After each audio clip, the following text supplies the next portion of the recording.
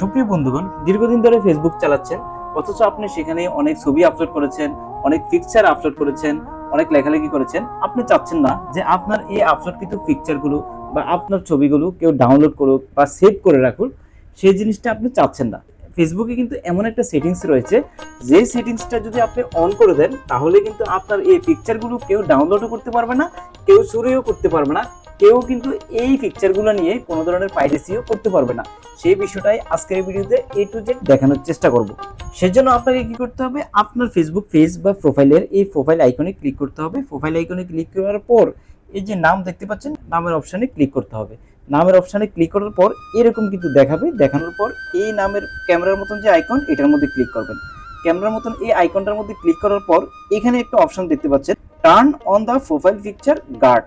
এই যে অপশনটা, এই অপশনটা যদি আপনি সিলেক্ট করে দেন, সিলেক্ট করার পর এই ধরনের ইন্টারফেস আসবে। এখানে কি লেখা আছে একটু লক্ষ্য করুন, help secure your profile picture. Profile picture guard will help keep your current photo more secure on Facebook in 3 ways. তিনটা উপায়ে কিন্তু আপনার এই প্রোফাইল পিকচারটা কিন্তু ফেসবুকে সিকিউর রাখবে।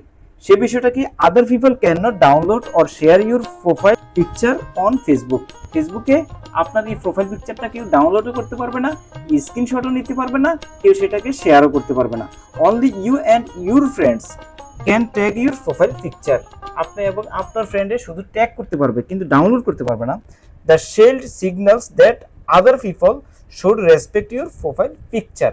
অন্যান্য পিপলে আপনার প্রোফাইল পিকচারটিকে রেসপেক্ট করতে বাধ্য হবে। নেক্সট এই অপশনটার মধ্যে ক্লিক করবেন। ক্লিক করার পর এরকম অপশন আসবে, আপনি জাস্ট এখানে সেভ এই অপশনটার মধ্যে ক্লিক করলেই দেখবেন আপনার প্রোফাইল পিকচারটা কিন্তু একটা গার্ড যুক্ত হবে, অর্থাৎ এখান থেকে আর প্রোফাইল পিকচার কিন্তু কেউ ডাউনলোড করতে পারবে না। কিন্তু এখন বিষয়টা হচ্ছে, আপনার যে অন্যান্য কন্টেন্টগুলো রয়েছে বা আপনার যে অন্যান্য যে আদার্স ডকুমেন্টগুলো রয়েছে, সেগুলো যদি সেভ রাখতে চান, তাহলে অবশ্যই আপনাকে 3 ডট এই আইকনটার মধ্যে ক্লিক করবেন। ক্লিক করার পর লক প্রোফাইল, এই যে লক প্রোফাইল, এটার মধ্যে যদি আপনি ক্লিক করেন, তাহলে কিন্তু আপনার প্রোফাইলটা কিন্তু সম্পূর্ণরূপে কিন্তু লক হয়ে যাবে।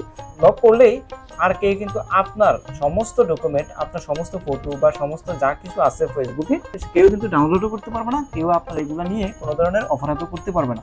এভাবেই কিন্তু আপনি আপনার পিকচারকে সেভ এবং নিরাপদে রাখতে পারেন সর্বোচ্চ।